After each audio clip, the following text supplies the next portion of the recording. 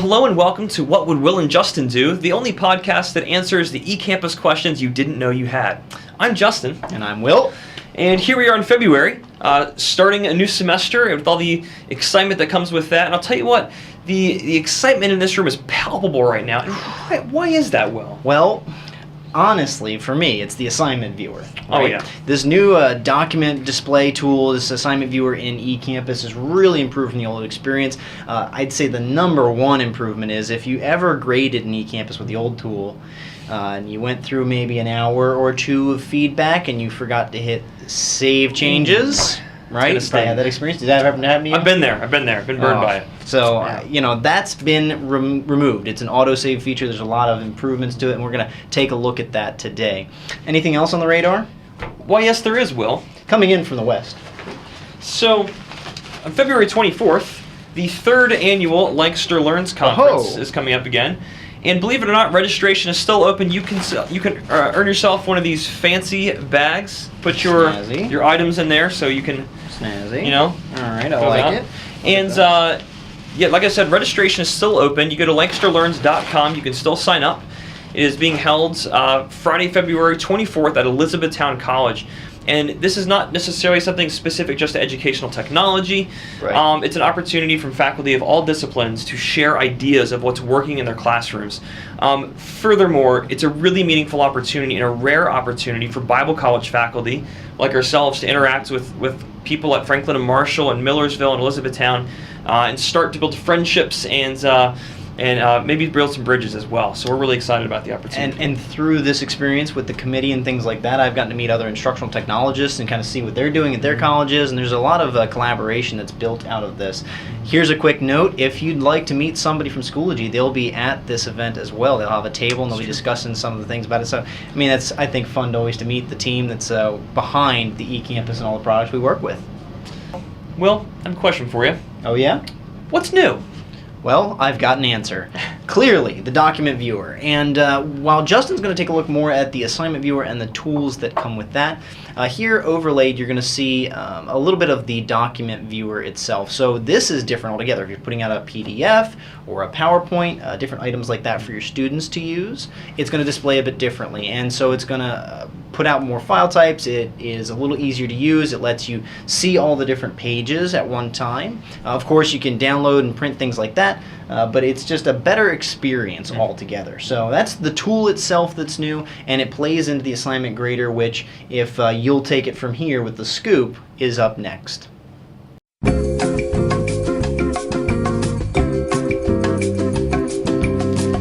So here's the scoop. Why is this tool useful? Why give feedback? Well, providing feedback on student papers presents a number of wonderful opportunities.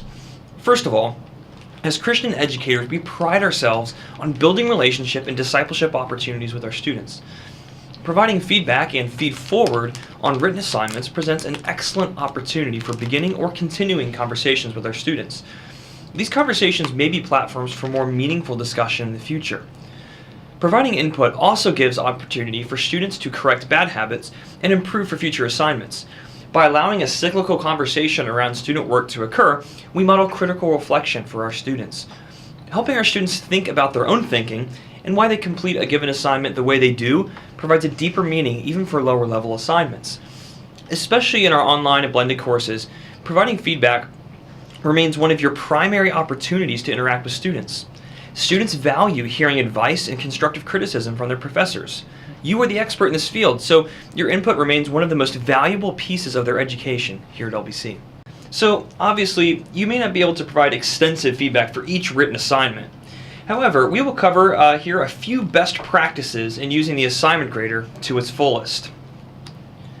So first of all, you'll notice the updated appearance of the grader, and perhaps most significantly, there is no Save Changes button. All annotations or feedback you leave here is auto-saved. Starting in the upper left-hand corner, we'll notice our first option to show page thumbnails. This feature may be useful for larger papers. Moving to the right, we have the option to move back and forth from page to page and increase the zoom on the paper. Next, we have the option to fit to width, which will expand the width of the paper as much as possible within the viewer. Conversely, the fit to height option gives you the full page view. The full screen option, seen here as 4 arrows pointing outward, provides an excellent full screen view that will come in handy for moments when you are grading a number of papers in a sitting and just want to focus on that task of grading and providing feedback. On the right hand side, we have a number of annotation options, and these have been moved from the bottom of the viewer to the top. The hand symbol represents panning, which you'll use to move the documents around, particularly if you're farther zoomed in on the document. Next option is select text, and allows you to easily select the exact amount of text you would like to investigate. Copying this text would allow you to paste elsewhere to check for plagiarism or any other use you may envision. The next option is to highlight text, a feature that has been improved since its last offering. Here, after selecting text, you may actually change the color of the highlighting by clicking Style, as well as what specific text you'd like to keep highlighted. And of course, you may also delete the highlighting. The strike-through feature contains the same options as highlighting. You can change the color and either delete it or just click Done to save it there. Next, we have the Note feature, and this is again an upgrade, an improvement over the last Note feature, but you're going to click Add Note to add a specific piece of feedback in the context of the paper. This tool is more appropriate for specific feedback than the comment section or the submission activity feed to the right, since it allows you to give more context-specific input. A cornerstone of good feedback is that it is concrete and actionable, and this allows you to speak to specific paragraphs or sentences that need to be addressed. As a best practice, we recommend notifying students if you use these notes by saying something similar to "See my comments in the paper" in the student comments area of the grading, due to the fact that students are not notified if you annotate their paper. Notice that students can follow your revisions by the revision notes on the right-hand side of the grader. This is a significant improvement over the previous notes, which cover up the text of the paper as you worked. So you can notice the assignment revision notes here on the side that catalog everything you're doing. You can also use the pan feature to move those notes, and you notice that as you move them, the revision notes follow them around the paper so you can trace where they're going. Next, we have the Draw feature, which has also seen significant improvements. This feature is very fluid and easy to use, especially if you have a touchscreen computer. After drawing or underlying or whatever seems to make sense to you, you can click Style to choose color and thickness. You can actually drag the size of your drawing to be larger or smaller as you need. Another new feature is the right-click menu. And by using the right-click on your mouse, you're actually able to access all of the features we've just talked about. So very handy, quick feature while you're on the move and grading. Once again, here we have the drawing feature. You'll notice we also have a print button if you'd like to print, and one note, your annotations will not come with that. You can also have a download button if you wish to download the document. Another great feature we have here is the search, and you can search by word. I've searched for faculty here. And you'll notice as we click the magnifying glass, it jumps to the next instance of that word, which could be very useful if you're looking for specific words. Finally, you can choose to hide those revision notes if you would like. As always, the submission activity column on the right should be reserved for top-level comments and advice, as are the comments area associated with the grade.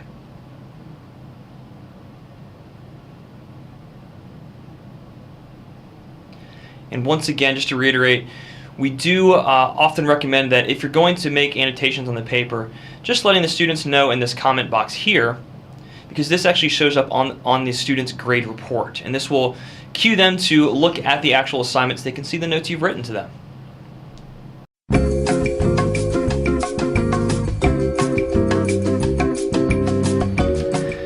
Alright, well, we're back from the first scoop, and here we want to take a look at the second scoop. This month, Justin's got a little bit of an article here from Faculty Focus to help us take the next step with some of our grading. Yes, so building on what we've been talking about, and hopefully as a service to you as you consider how you might use this new assignment grader, this upgraded assignment grader is an article titled Effective Feedback Strategies for the Online Classroom. And the principles would still apply to a face-to-face or a blended classroom as well. But the focus is not only on the what of effective feedback, but the how, the when even, and all that feedback offers. It's a really helpful and it's a pretty succinct article as well, so I think it'll be a really great counterpart to what we're talking about. You can access it at the link here. And so we encourage you to take a look at that. I think it'll really support and scaffold what we've been doing so far in the podcast. Excellent. All right, so we're coming off of our scoops, and we're looking to wrap up for the day. One of the things we wanted to do was connect you with one of your peers, one of your colleagues who has been using the tools, finding a lot of success with it. So Justin and I, we're going to head to the field and find the person who's using this tool. Well, here we are in the field, all the way across the Fry Center today for a little bit of a field trip to discuss with a couple faculty members of how they use the eCampus grader. So how often do you use the assignment grader in the eCampus? Every day. There we go. At least several times a week. Wow. That's fantastic. And every Sunday night for several hours. I use these. Non-stop. It's that same thing the students are doing. That's right. Getting it all in at the last moment. What's your favorite part about grading assignments in eCampus? I like the speed and the efficiency of it to put my comments right on the student's work. So it's like replicating real world grading paper with pen in like the old dispensation. Like you can replicate that so it still feels personal for the students. They're seeing the handwritten comments. Glad to hear that. That's great. So thinking of the old assignment grader, which you're probably quite familiar with, what was your least favorite part about it? Everything. No, I think the least favorite part was if you don't remember to save changes after you make all your changes, then you might have just lost 10 minutes of work and not realized it until 15 minutes later when you cycling back through and realize, oh, there's nothing written on all this good feedback that I gave and I don't remember what I said now. So, right. And I know some who actually had done that with one student 10 minutes, another student 10 minutes, they just kept going. Oh. And so all of a sudden it's 6, 7 students of grading that you've I don't know lost if I had completely. that big of a fail, but 2 or 3 at times. I'm glad you caught yourself. Yeah, definitely. Well then, our final question for you. Have you had any student feedback on how you grade in eCampus? So if they said, wow, this is great, or just give me the papers already. Yeah, I've had encouraging feedback from students that I think at first it was like, oh cool, there's electronic writing on my paper. They got over that quickly, but they appreciate the personalized feedback, and we're doing a lot of like mechanical layout work in the English biblical text, and so I'm able to actually like draw arrows and show like this should be bumped over to here, and so give some specific feedback, not just the rubric saying some of your margins were off or whatever. You indent it 6 times. What does that mean? You right. Make a circle, bring it over here. Yeah, They can see exactly. that. Yeah. That's awesome. So that I'd say that's the primary feedback I've had. Students appreciate that, and they like the smiley faces I draw. Naturally. Well, that's great. Thank you so much, Sam, for spending the time with us. And this has been our first faculty member on the field. Great. Thank you.